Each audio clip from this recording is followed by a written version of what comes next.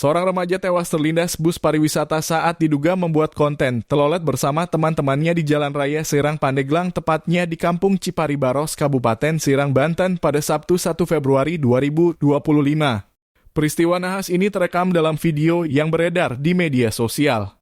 Terlihat pada video yang beredar sejumlah remaja berboncengan menggunakan sepeda motor yang merekam video bus pariwisata yang membunyikan klakson telolet. Namun tidak berselang lama salah satu motor yang dikemudikan salah satu remaja menabrak tiang hingga terpental ke jalan dan jatuh tepat di depan bus pariwisata yang melintas. Akibatnya seorang remaja tewas di lokasi. Saat ini kasus kecelakaan tersebut sudah ditangani pihak kepolisian setempat.